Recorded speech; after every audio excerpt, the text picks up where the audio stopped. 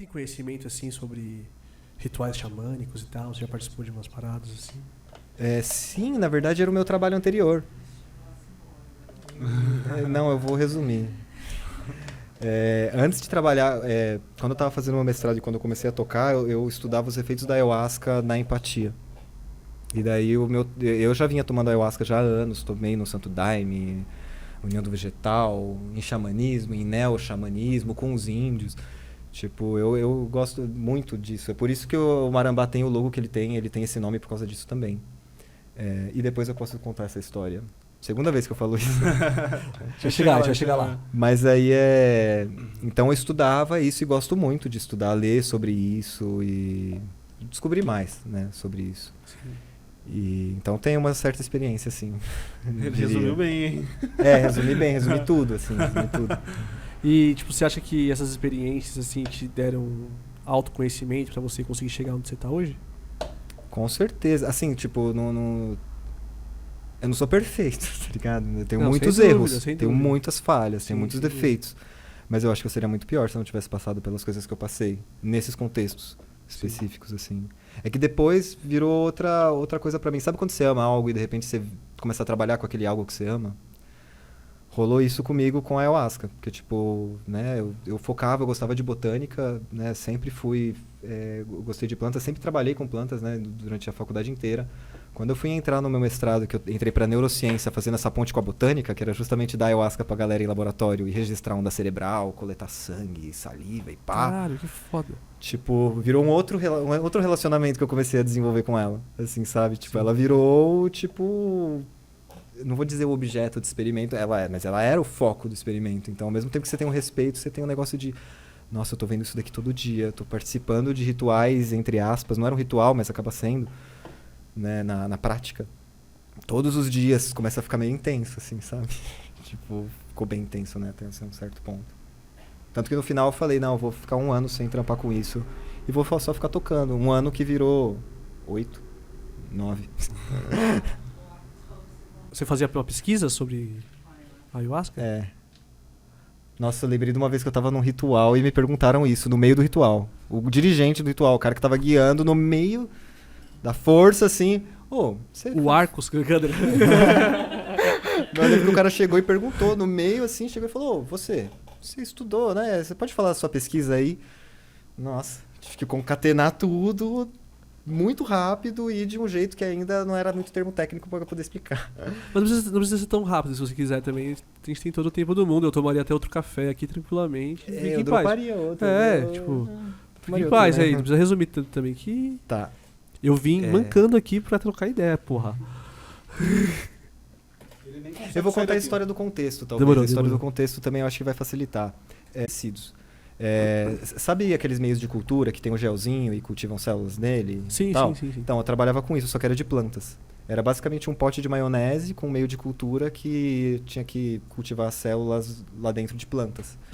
E a grosso modo, né, o meu trabalho era pegar uma célula de uma folha, por exemplo, fazer com que essa célula de planta voltasse a ser uma célula tronco de planta, não é essa palavra que a gente usa, mas era isso. E daí, a partir daquela célula não diferenciada, você gerar célula de flor, de caule, de raiz, e daí você pode usar isso para produção de medicamentos e tudo mais, estudar vias metabólicas e tudo mais. Meu foco era esse, com plantas psicoativas. E daí, na Unesp, lá, o pessoal da psicologia fez um congresso e chamou um cara para dar uma palestra sobre psicodélicos e o futuro da psicologia. Na hora que eu olhei, eu lembro que uma amiga minha falou, olha, vai ter essa palestra aqui. Na hora eu olhei e falei, já sei, o cara vai falar que maconha queima neurônio e vai ficar falando bosta lá, eu já sei que vai ser desinformação. Ela, não, mas olha os livros que o cara indicou pra leitura. Quando eu fui ver os livros, eu falei, esse cara manja. Esse cara sabe. Mal sabia eu que o cara era um Jedi.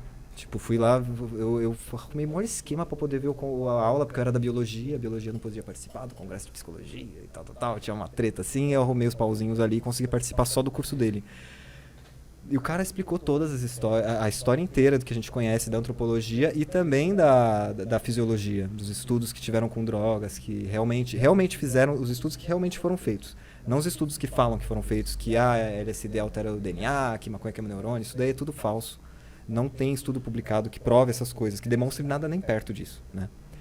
Daí, esse cara eu comecei a me empolgar no curso do cara. Tipo, o cara chegava, mostrava, igual esses 3 psicólogos que eu citei. Sim. Eu lembro que ele mostrou uma foto assim e perguntou, alguém conhece esses caras aqui? Daí na hora eu achei que eu ia ter vários. Daí, tipo, o cara falou, só o biólogo aqui? Daí eu olhei pra trás, só eu, assim, no auditório, eu tinha levantado a mão. Daí ele, então, esses 3 são falando de tal, pesquisaram isso, aquilo e tal. Bem, falei tanto que no final o cara falou, você quer trabalhar com isso? Você trabalha já com isso e tal? Eu falei, não, eu quero trabalhar. Só que eu não quero ir pra São Paulo, não quero sair. Ele era da Unifesp, no caso, né? Eu falei, eu não quero ir pra São Paulo. Ele, então, se você quiser, né, a gente pode fazer. E ele falou, eu tô com um estudo pra fazer ayahuasca em humanos, que era difícil. Nossa senhora, era muito difícil você fazer uma coisa dessas nessa época. Tipo, dar uma substância psicodélica, comprovadamente psicodélica. Burocrático. Super burocrático. Tipo, tem uma justificativa pra burocracia, né? Você não pode dar simplesmente, pega esse chá e dá pra um monte de gente, eu quero financiamento e eu quero meu salário. E não é assim. Na verdade, o processo científico é muito árduo. Até publicar uma pesquisa, por isso que é foda. Às vezes você vê uma pesquisa publicada e chega um idiota no Facebook e fala, isso é besteira. A Terra, na verdade, é plana. A vacina, na verdade, é experimental. Vá pra... Tá ligado? Na verdade, o processo é muito longo, é muito difícil. E daí ele chegou pra mim e falou, mano, eu tô numa batalha burocrática agora pra conseguir administrar a ayahuasca em humanos e, tipo, eu preciso de ajuda e dá pra você fazer um experimento comigo, se você quiser. O cara me apadrinhou, assim, sabe? Daí eu falei, caralho, nossa, demorou. Daí eu me joguei, falei, é isso. A minha esperança, no passado, tipo, tinha um professor, eu tive um professor na facu que ele era um dos pais da neurociência brasileira. Ele tinha orientado todo mundo da Unifesp, assim, do pessoal, que orientou esse cara, que tava me orientando, assim, que tava, tipo, me guiando. Ele falou pra mim, putz, você quer trabalhar com a ayahuasca? Eu falei, Em humanos? Eu falei, eu não vou dar o ratinho, sabe? Tipo, é importante, o pré-clínico é importante, mas eu não quero. Quero ver o efeito em alguém que dá pra trocar ideia depois, assim, sabe? Tipo, que tem uma experiência subjetiva. E daí ele falou pra mim, eu lembro até hoje, ele falou pra mim, você não vai conseguir, velho. Não dá. Você vai se formar agora e tal, né? Esse cara, por uma confluência do destino, de eu ter descoberto que ele ia ir pra lá, dar essa palestra. Eu fui lá, acabei participando, o cara me convidou e no final eu vim mudar pra São Paulo e fui fazer um estudo com ele. E basicamente o estudo era o seguinte. A gente trazia o voluntário pra dentro da sala. Era um laboratório, só que a gente maquiava a sala inteira pra deixar um contexto menos aversivo, porque um laboratório não é um contexto legal pra uma experiência psicodélica. Aliás, isso já foi demonstrado em artigo científico. O pior cenário é uma ressonância magnética. Isso já foi demonstrado. Mas é necessário, né? Infelizmente. A gente precisa disso, mas... Daí a gente montava o laboratório inteiro, chegava uma enfermeira que a gente teve que contratar para fazer coleta de sangue, saliva. Hoje eu acho que a gente até pode. Hoje eu acho que biólogo pode fazer isso. Na época não podia. E ele era biomédico, eu era biólogo, a gente não podia, só enfermeiro. Sim. Daí a pessoa colocava a touca, né, do eletroencefalograma, a gente coletava sangue e saliva, neutro, sem nada, pessoa em silêncio, de olhos fechados, e depois ela tomava a ayahuasca. Uma dose proporcional pro peso dela, para todo mundo tomar a mesma coisa de acordo com o peso, né? Sim.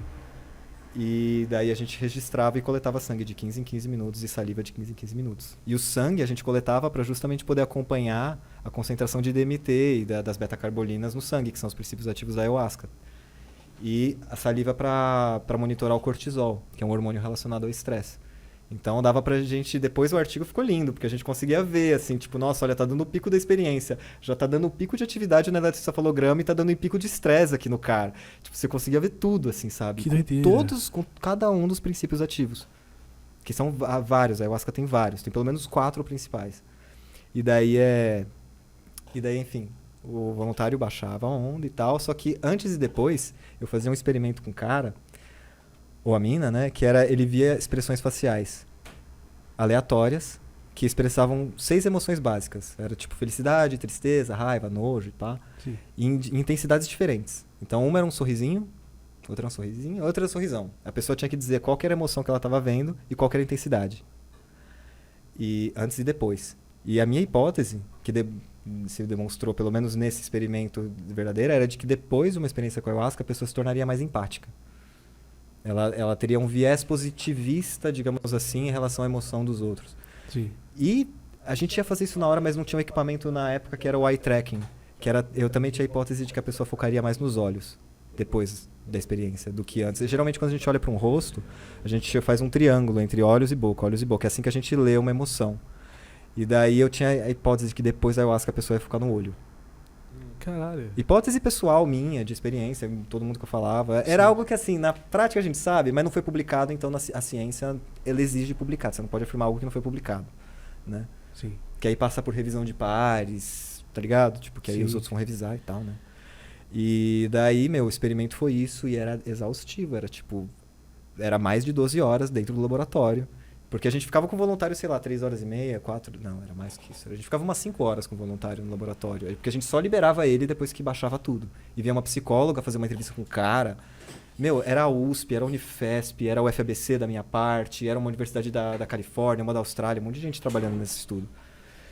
E daí, quando a gente concluiu, a gente publicou esse do eletroencefalograma.